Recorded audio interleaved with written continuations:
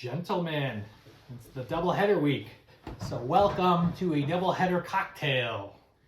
We've got two different cocktails. They're distinct, but delicious, and I think you will enjoy them.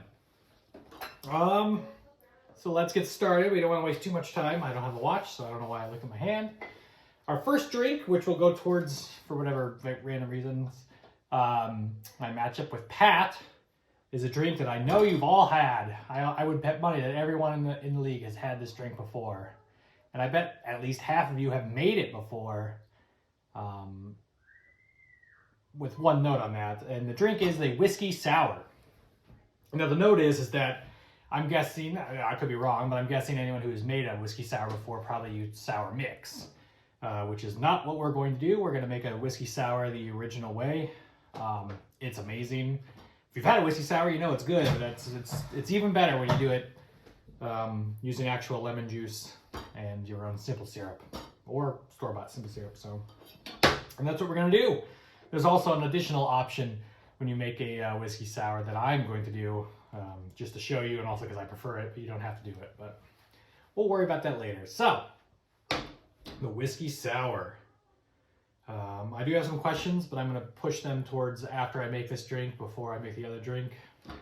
This will be a longer video than normal, but I'm going to try and not to go too crazy. So, whiskey sour is going to be 2 ounces of bourbon, or whatever whiskey you have on hand. I am using my bourbon. 3/4 of an ounce of fresh lemon juice. I think I said you guys might need like 4 lemons. I might have been pushing it a little bit. It might not need that many, but it depends. Maybe you'll make like 4 of these whiskey sours. Who knows? 1/2 ounce of simple syrup. And then the big optional is egg white. Some people don't mind egg white in their drinks. Some people don't want egg white in their drinks. Some people don't want to go through work, don't really care, whatever. It doesn't add any flavor at all to the drink, but it gives it a frothy, kind of airy feeling. It makes it a pretty interesting cocktail. And originally, if you ordered a sour way back when they first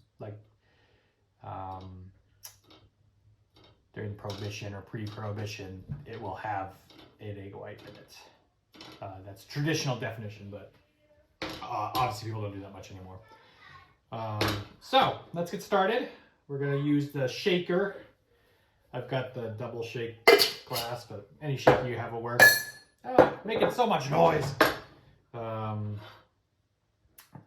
And so the thing is, if you're going to use an egg white, it's not going to be much different than if you don't, I guess, at first, which is you're going to mix everything without ice. So let's get started. I'll start with the egg white, as a matter of fact. I get the feeling that I've made a drink on here before with an egg white. Man, if I've made a whiskey sour before, I'm going to feel real stupid. But anyway, there are a couple good ways to get the egg white out. This is one that I like. Oops. I know I'm working harder than I need to because there's a piece. There we go. So you just put the egg in your hand and you just kind of swivel it around and get all that yummy egg white out without the yolk. There we go. That was disgusting. If you're not into egg whites. Oh boy, I should have gotten like a napkin or something. I did not think about that. I'll be right back.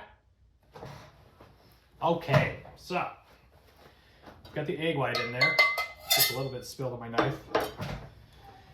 Now we will do the simple syrup, 1/2 ounce.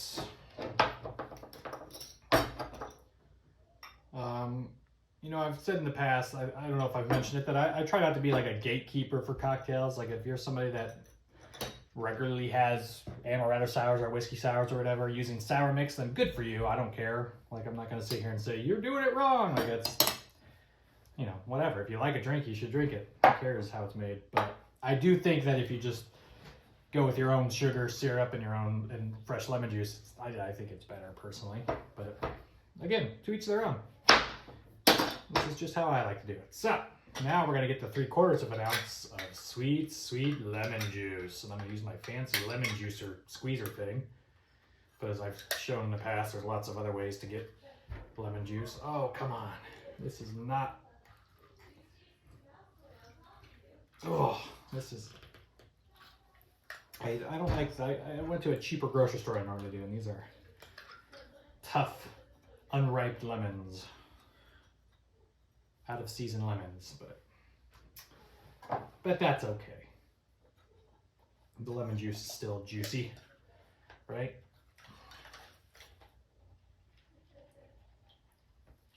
Criminy. There we go. All right, oh good.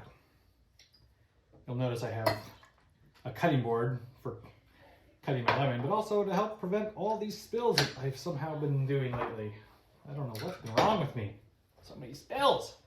So I got the egg white in there. I got the 1/2 ounce of simple syrup, 3/4 of an ounce of lemon juice, and now the most important part, the whiskey part of the whiskey sour. 2 ounces. Whoa.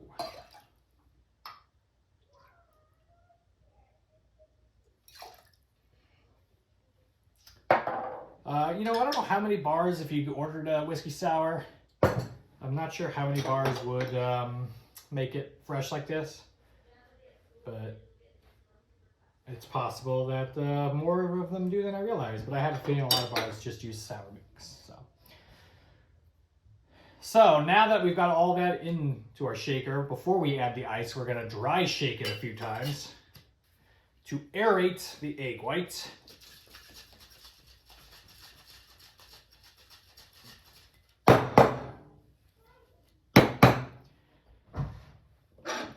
And then we will add the ice, which I need to go get now. So I will be right back with ice.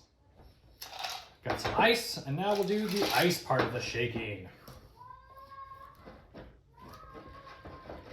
I will try not to make this too loud, and or maybe I just won't talk while I do it, and I'll just shake it.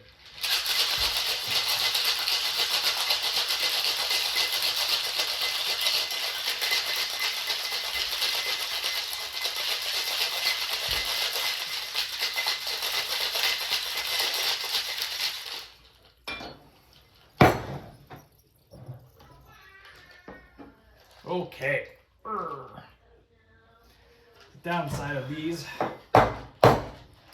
double shakers is like, especially once they get cold, the metal kind of expands a little. Makes it a little harder to get out. Yeah, science. And I forgot my chilled glass, so I'll be right back with that. Okay. I am gonna strain this into a chilled glass now. If you are if you're choosing not to make this with the egg white, then you would want to put it on ice. I'm sure a lot of times when you've had a whiskey sour, it's been served on ice. So. But generally when you have an egg white, it's best to try to avoid ice in your drink. And we will garnish with a lemon peel.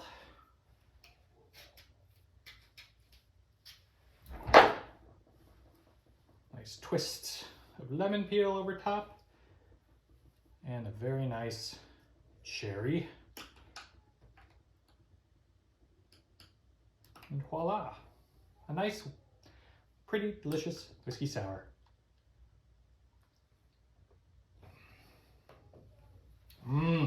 Oh yeah, I sure love that.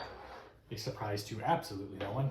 All right, now I can answer some questions real quick before I get to my next cocktail for my matchup with Nick. So let's look at these questions, shall we? Let's start with Brian's. I actually have questions from somebody other than Brian as well. Nice big surprise. So Brian wants to ask, you could ruin both Nick and Pat's season this weekend. How does your team approach the pressure going into games? You know, just one foot in front of the other. A doubleheader week is no different than any other. You just gotta score your points.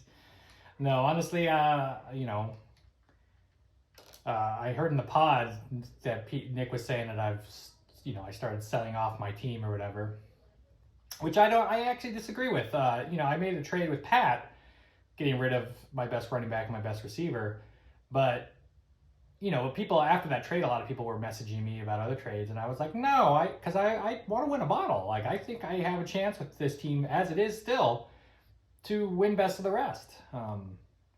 Like Nick said, I've been putting up points still ever since that trade. It's not like that torpedoed my team or anything. So, yeah, I'm really hoping to win.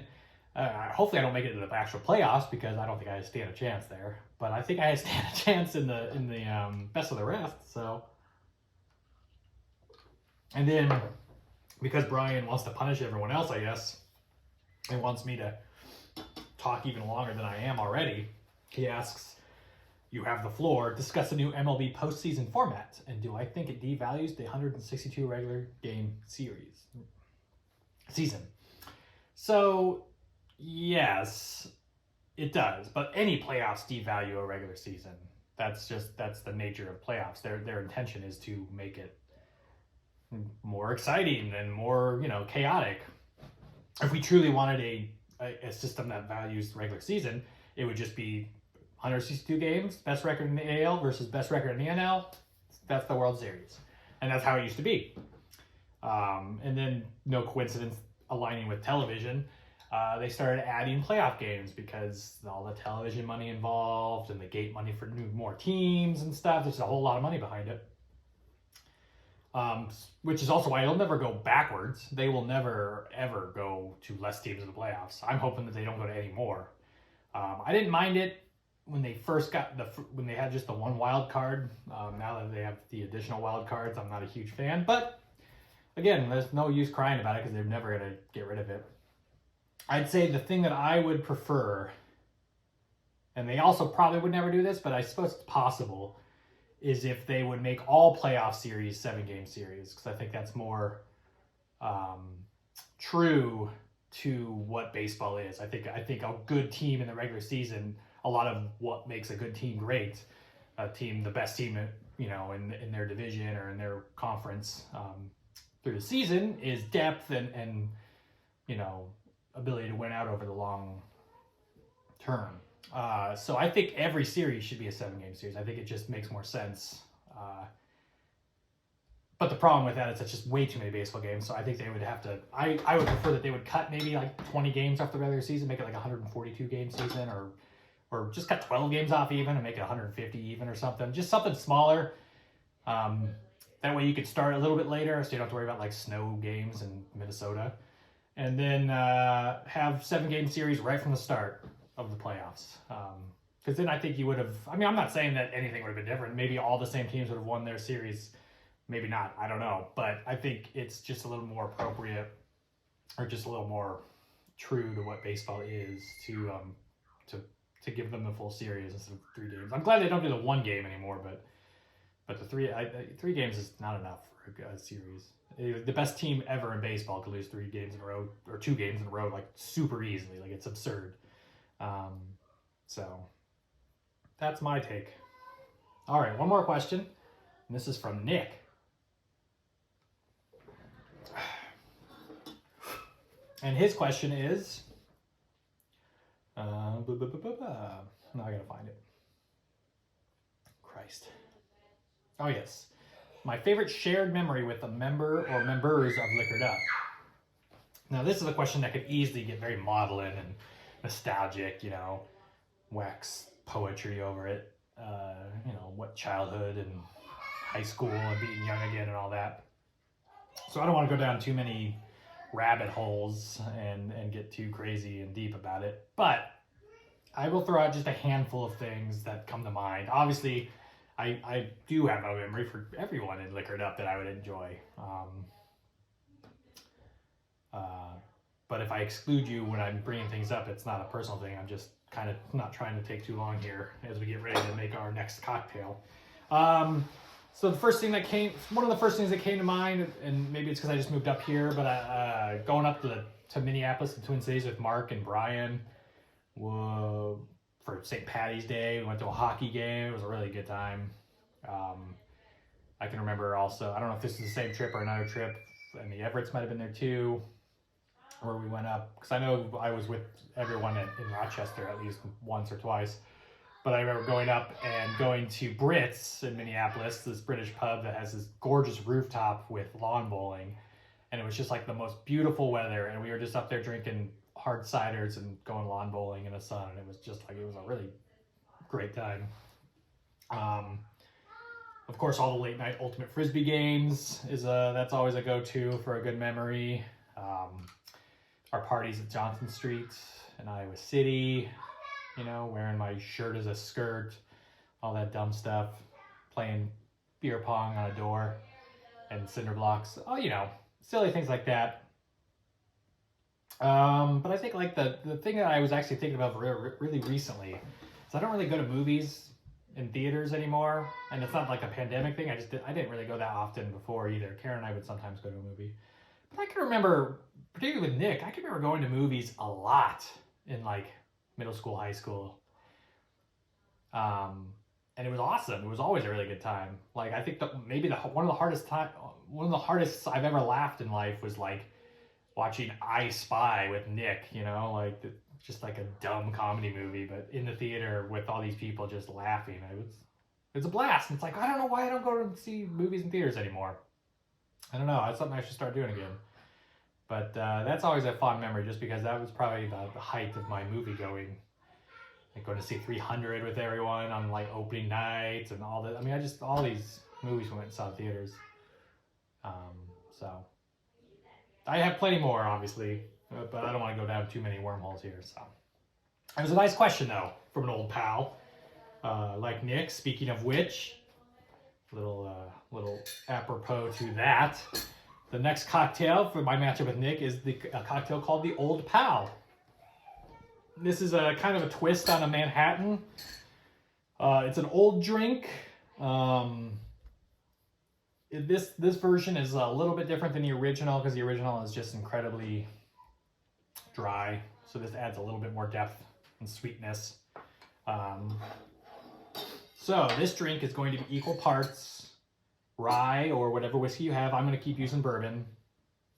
Campari or whatever Amaro you have. I'm going to use Cynar because that's the one that I prefer to use, but whatever you have will work. Just keep in mind that it will affect the flavor depending, but it'll all work together regardless. And then dry vermouth. So it's going to be 1 ounce of all of those. Dry vermouth, not sweet vermouth. I know with a Manhattan you would expect sweet, but we're using dry. And you add that with the Amaro and the bourbon, and that's a pretty bracing drink. So there's also going to be a bar spoon's worth of simple syrup, which is different from the original. And then, so the original cocktail called for Canadian whiskey, specifically Canadian Club whiskey, which back when this was written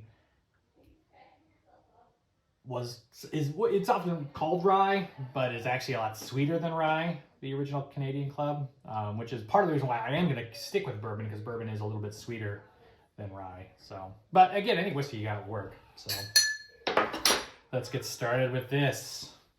This wonderful drink. Yeah, there's a lot of old memories and good memories. It's nice to think about how long I've known pretty much everyone in Liquored Up. It's been a pretty long time, and it's just getting longer, right? Right, folks? All right. You know what? I'm actually going to do the simple syrup last. So, 1 ounce of delicious bourbon or rye or whatever you have. Num num num. And then 1 ounce of Cynar or Campari or Braulio or Amaro Lucano or Amaro Nonino, whatever Amaro you have, whatever you chose. And then 1 ounce of dry vermouth. I heard on the pod that Nick or Brian has been drinking Manhattans, which is nice. So Manhattan is always a good drink. And then we will top that up with a bar spoonful of my simple syrup. You can adjust that however you see fit. You know, add a little more after you have a taste, or, you know, less. I guess you can't add less after you have a taste, but. All right, now we will fill this with ice and mix it and pour it into a cup with a big ice cube. So I'll be right back with all that. All right, we're back. Get a couple of stirs. I don't know if I've talked about this before when it comes to stirring drinks and shaking too. But there's actually a lot of like discussion and science behind it when you read a lot of like cocktail books and stuff. Just because like if you're mixing a drink to go into a chilled glass with no ice, you really want to make sure you give it a good stir or a good shake for a while so you can really aerate it and get it as cold as you can and get some of that just a little bit of dilution, because that's built into these cocktails, is the knowledge that you will be diluting them a little bit with ice as you mix them. Whereas some people say if you're pouring into a cup with ice that you don't need to stir as much because there's already going to be natural dilution in the cocktail, in the glass itself. But I think it's all preference. Some people like it one way or another, you know? Like maybe you are pouring it over ice, but you plan on really like breaking it down pretty quick. Well, then you might stir it a little longer because you know it's not going to sit in ice as long. All right. There we have the Old Pal. It's a very alluring drink.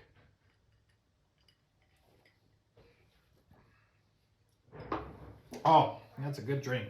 I wouldn't say I prefer it to like a Manhattan or a more traditional whiskey drink with a sweet vermouth, but using the dry vermouth there and that Amaro, it really gives it some kind of a weird twist. I like a lot. So there you go. Old Pals and Pat. I'm joking, Pat. You're an old pal too. You're all old pals. But double fisting it here. Hopefully everybody has a good time this weekend. Has some fun. It's going to be cold up here in Minnesota, but hopefully wherever you are, it's enjoyable. And you can make yourselves a couple of Old Pals or a few whiskey sours and enjoy a fun football and baseball filled weekend. World Series starts tonight. I'm going to say Rangers in 6. All right. Well, there we have it, folks. Cheers. Have a great weekend. And we'll see you next time.